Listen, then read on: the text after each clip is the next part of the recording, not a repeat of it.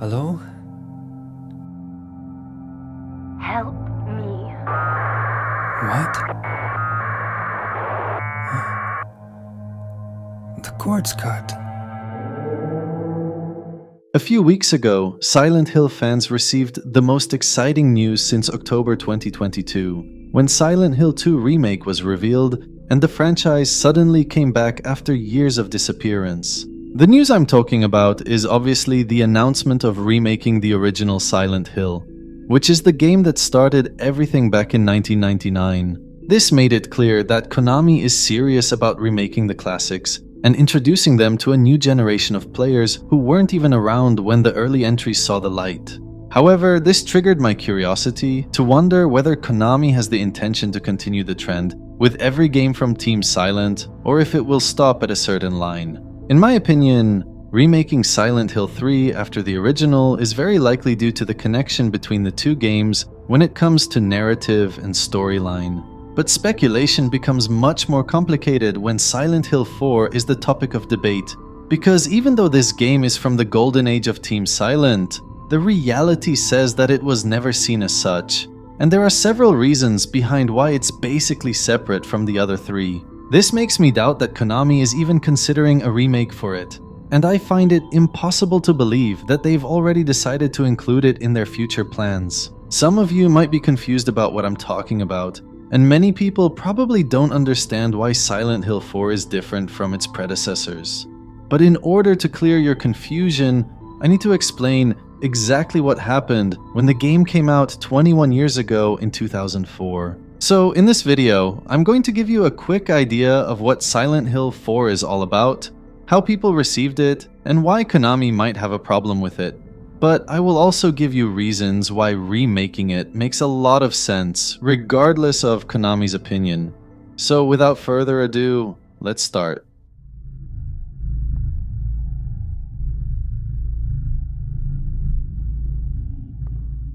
Silent Hill 4's story is a bizarre one, and I already explained it entirely in a previous video I made, but I'll try my best to summarize the most important points. The protagonist is a man named Henry, and he lives in room 302 of an apartment building located in a city called Ashfield, which is very close to the town of Silent Hill. Over time, Henry began to feel stressed inside the place, and for some reason, paranormal occurrences became common in the apartment, making Henry's life an absolute nightmare. However, this nightmare reached its peak when Henry found himself stuck in his apartment. And when I say stuck, I mean that he literally cannot leave it. The door somehow became chained and spooky writings are all over it. But strangely enough, Henry can still see through the peephole, and he can clearly witness other residents living a normal life outside.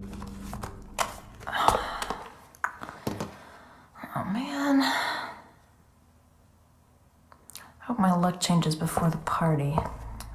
The catch is that no one can hear him or open the door, keeping him isolated from the outside world as if he's living in another dimension. Before I continue, let me highlight that this concept is among the most terrifying ideas I have ever felt in a horror game, and it's incredibly creative despite its simplicity. Initially, the game doesn't show you any monsters or visible physical threats. Yet being stuck in your small apartment is enough to send chills down your spine because you actually have no clue what's going on.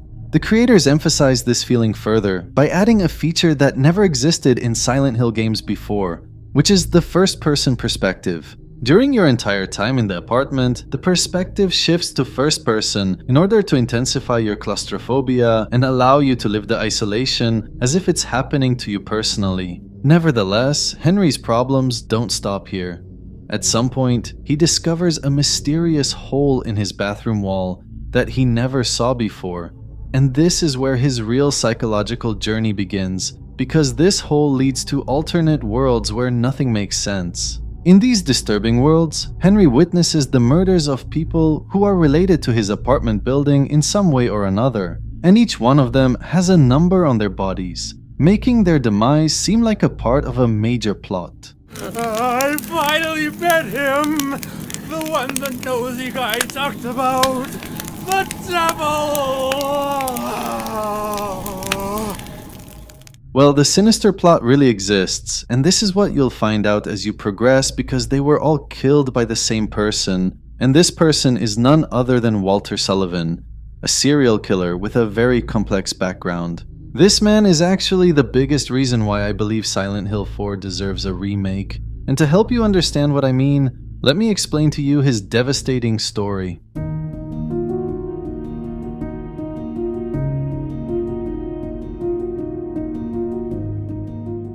Walter Sullivan was born in room 302, the same apartment that Henry resided in many years later and a crucial place in the game's story. The sad part, however, is that Walter was not born in a household where his parents were happy to welcome his birth, but instead, he was abandoned in the apartment as a baby, and his parents left. As a result, he was eventually found by the building's superintendent Frank Sunderland. And for those who don't know, this man is James's father, the protagonist of Silent Hill 2. After finding the baby, he handed it to a hospital nearby, and Walter was later admitted to an orphanage. But this orphanage was not a place where he could live in peace, but rather a place where he lost his mind. The reason behind this is because the orphanage is run by the Order Cult, the crazy organization that works to promote its deranged beliefs however they can, and to brainwash whoever they see. This led Walter to get indoctrinated by them during his childhood. But at the same time, his mother was always on his mind, and he was very obsessed with her, to the extent he literally believed that room 302 was his own mother. Over the years, the idea of reuniting with his mother became central in his ideology and mindset, believing that there's a way to reunite with her beyond the natural realm. Well, what about a mom or dad? Yeah, but I never met him. They left South Ashfield Heights right after I was born. But soon I'll get to see my mom. This belief was intensified further by the cult's influence, and their doctrine led him to be convinced that the only way to reach his goal was to perform a ritual called 21 Sacraments, which involved murdering 21 specific people in Ashfield and beyond. As an adult, he murdered several people in a series of grisly killings before getting arrested by police and dying in his prison cell. But the creepy side is that even after his death, he continued the ritual in the other world, existing as both a ghost and a child version. This allowed him to manipulate supernatural forces and trap people connected to room 302 or residents who lived inside it, which helped him kill them one by one. Walter's ruthlessness was boosted by the cult's teachings that refer to the world as inherently evil and see people as flawed by default. And according to them, the only solution is purification, even if it's done through extreme methods such as murder. Furthermore, the idea of his mother abandoning him developed a feeling of animosity towards women in general as he grew older. And these ideas manifested in some entities you see in the other world, including the female nurses in the hospital.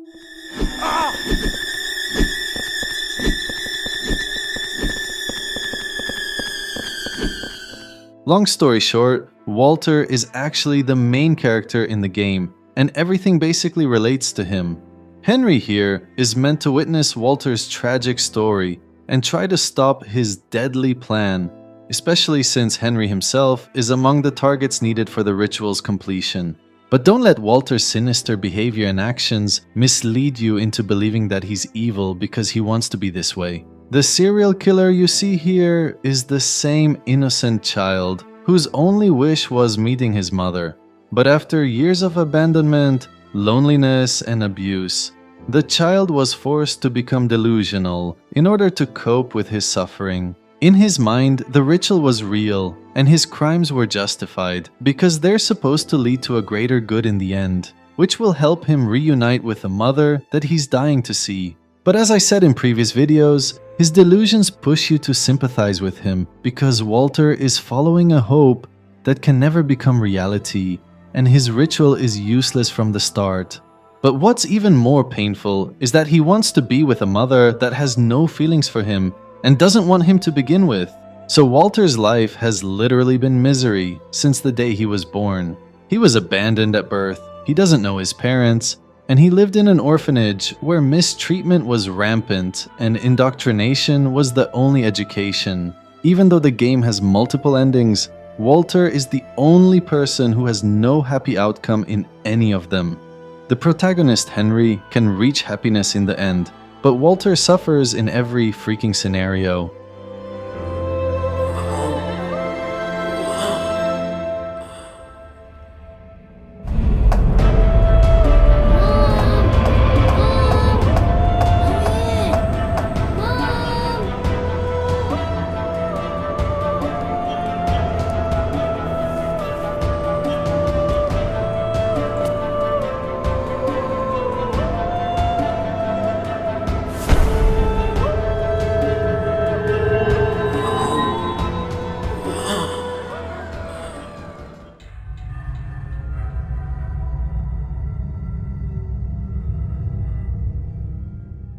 As fascinating as Silent Hill 4 can be when you dive deep into its story and details, the truth is, back in 2004, most people just weren't ready for it. The game was basically the first in the series that received major mixed reactions, and many players were outspoken about their disappointment, especially when they compared it to the previous entries. People felt that the vision was there, and the atmosphere was there, but the game in general falls short as you progress due to certain changes that they weren't happy with. If you're new to the series and you watch videos about Silent Hill 4 on YouTube, there's a high chance that your sentiments about it will be positive and you'll see it as unique and creative. But when it comes to older players who were there in 2004, many of them didn't even consider it a real Silent Hill game, and they saw the tone shift as an absolute failure. For example, the first-person perspective I praised earlier was not really a popular change when the game was released. Some fans found it confusing and didn't understand its purpose back in the day, mainly because the previous games were their standard, and first-person horror was not as common as it is today. Not only that, but the setting and the game's location were also a huge issue for many players, because they felt completely disconnected from the traditional Silent Hill experience. Even though the idea of being stuck in a haunted apartment is exciting for people today, in 2004, it was seen as a departure from Silent Hill's core identity. Keep in mind that Silent Hill 4 is the first in the series where you never visit Silent Hill Town, which means that exploring the iconic Foggy Place is not even an option here, and this was extremely disappointing for OG fans. At that time, the town of Silent Hill was more crucial than ever for players, because the hype behind its mysteries, spookiness, and creative concept was still fresh in the memory. I mean, let's not forget, the entire franchise is named after the town itself, so players naturally expect to visit Silent Hill in any game bearing its name, even if it's temporary like Silent Hill 3. And despite the town being mentioned and referenced in Silent Hill 4, its absence as a physical, explorable location left many fans with a bad taste in their mouths. What made it worse is that the alternative environments the game offered just didn't measure up for a variety of reasons. The biggest downside is that the world design was seen as incohesive and the level structure was disjointed. So instead of one connected environment, it was a series of isolated worlds accessed through holes and portals, which eventually broke immersion for some players who loved the more grounded geography of previous entries. The guy who lives here, what's he like anyway? Furthermore, the constant backtracking, whether it was returning to the apartment or revisiting earlier levels, was not appreciated by players. It became even more frustrating due to the clunky companion you were forced to deal with during those segments. And speaking of clunkiness, Silent Hill 4 is the undisputed champion in clunkiness, without a shadow of a doubt. The combat here is the worst in the franchise's history, and it's a bizarre downgrade compared to Silent Hill 3, which had amazing mechanics just 1 year earlier. First of all, you need to remember that we're talking about 2004 here, and by that time video games had actually evolved enough to have more convenient controls, but Silent Hill 4 was an exception because it retained the infamous tank controls in a very horrible way. To give you a reasonable comparison, this is the combat in The Suffering, which came out in the same year as Silent Hill 4. As you can see, the combat here feels smooth and fast-paced for its generation. But when we go to Silent Hill 4, it seems like we went back 5 years in time.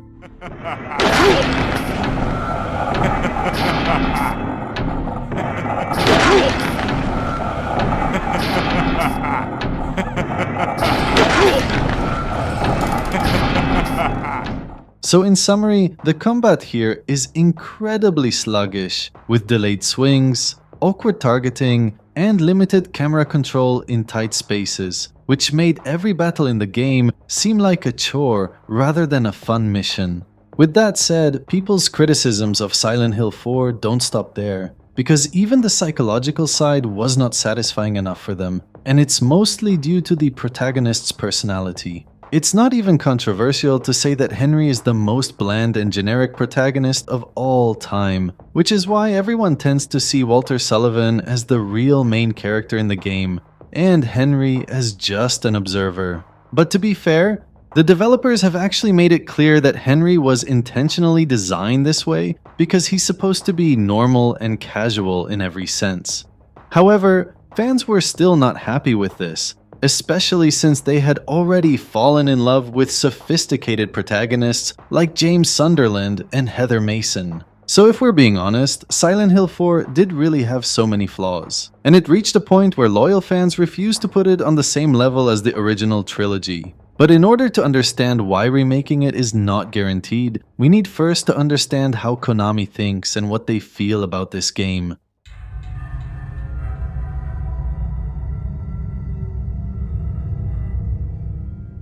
When we talk about Konami's plans and intentions, keep in mind that they're always based on numbers, growth, and money, meaning that this company uses zero emotions when it comes to making their games. For example, the reason they remade Silent Hill 2 before anything else recently is not because the game is special from an artistic point of view, but it was mainly because they know very well that it's the most popular and there's a huge market for it.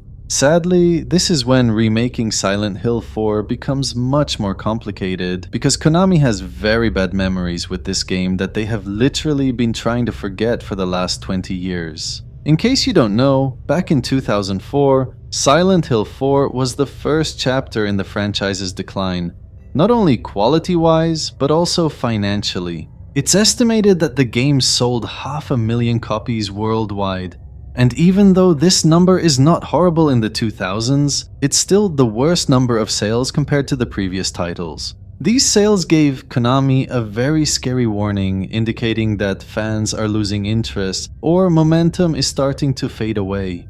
Konami was also not happy with the game's performance in Japan in particular, where fans were very critical of the gameplay changes after years of being consistent buyers. Not only that, but Silent Hill 4's merchandise was not making nice profits as well, which was surprising because the previous entries were known for getting attention in this area. This decline was so powerful that even the Japanese team behind the beloved franchise was entirely dismissed, and Konami decided to search for alternatives for the first time since Silent Hill's inception in 1999. This was the beginning of a disastrous era for Silent Hill, in which multiple Western studios tried to bring it back to life but failed miserably year after year. All these consequences led Konami to consider Silent Hill 4 as a failed project that should be used as an example of what they should not do in the future. And the disappointment was too heavy because they actually thought that it was the change that fans would want.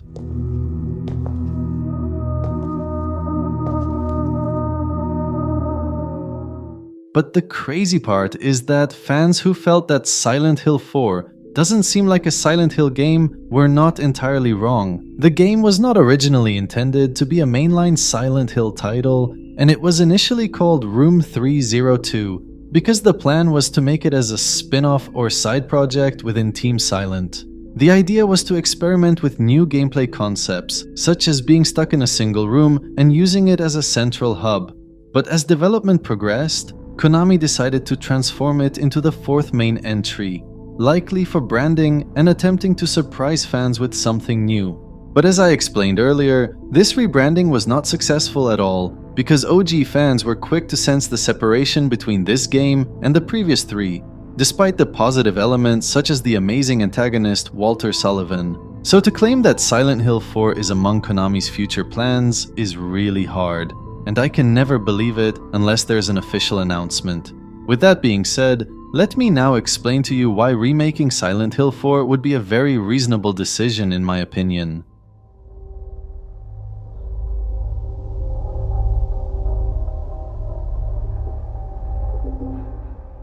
When we judge older video games in general, keep in mind that people's mentalities and opinions vastly differ from one generation to another. So 20 years ago, players' judgments were mainly based on the state of gaming at the time and what was considered exciting in that specific era. In 2004, psychological horror was basically in its early stages, and the popular examples were predominantly third-person experiences that relied on relatively large environments to surprise you as you progressed, which is why Silent Hill Town became so beloved. So the idea of being confined in an apartment and exploring it through a first-person perspective, while also dealing with apparitions and paranormal occurrences, was not only foreign to Silent Hill, but also unusual in horror gaming in general. But if you fast forward 10 years in time and introduce the same ideas to players in 2014, you'll see a completely different reaction with overwhelming positivity. We don't really need to imagine this scenario because it literally happened in 2014 when PT was released.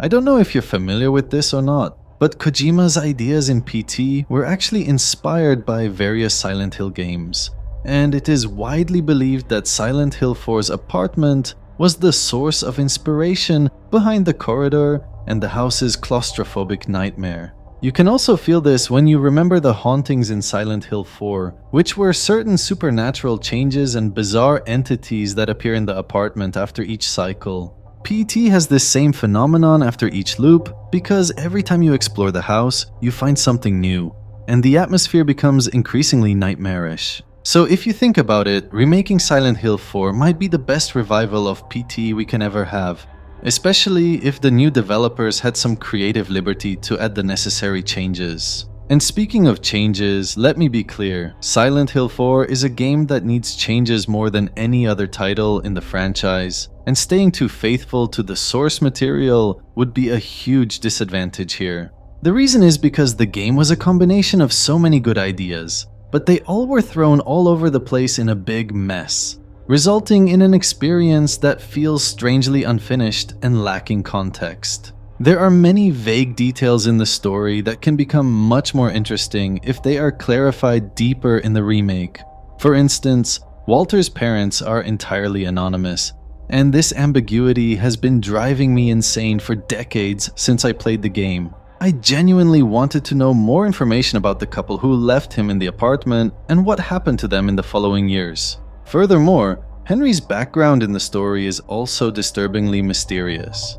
What we know is that he works as a photographer, and he mentions multiple statements about the town of Silent Hill, including his visitations since his childhood. So expanding Henry's backstory and highlighting his history in the remake would really be an amazing change for me, because the original game left me with more questions than answers. I would also love to discover more about why he's among Walter's targets, and what made him special enough to go through this journey after the demise of several residents before him. But if we're talking about the #1 advantage that a remake can have, it has to be the gameplay mechanics, which is exactly what Silent Hill 4 was missing. Silent Hill 4 is the definition of a game that needs to be modernized and refined, meaning that it's basically an example of why remakes are needed in our generation.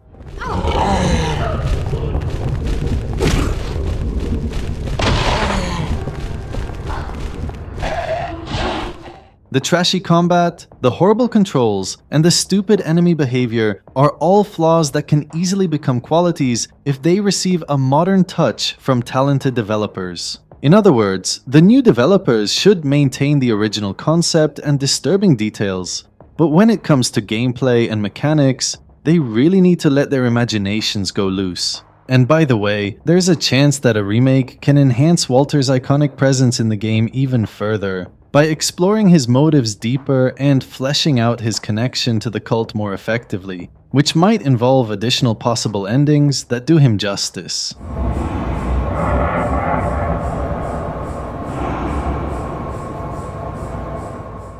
To summarize everything I said in this video, my point is simply that Silent Hill 4 is definitely a game that deserves a remake for countless reasons.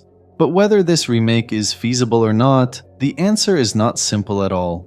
Konami is among the most frugal companies in gaming history, and they're known for avoiding any type of risk because they always want to play it safe with their money. So it's extremely difficult to guess if their plans for remakes will include the most notoriously negative title in the Team Silent era, especially since it already failed financially and fans were not even excited about the original version. Let me know in the comments what you think about this game. If you're an old Silent Hill fan, I want to know if you loved it decades ago, or if you're among the people who felt something was off when playing it. And if you're a new fan, let me know if you want to experience the game for the first time, and whether the outdated mechanics are pushing you away. Anyway, please give the video a like if you enjoyed it. Until we meet again, stay safe and take it easy.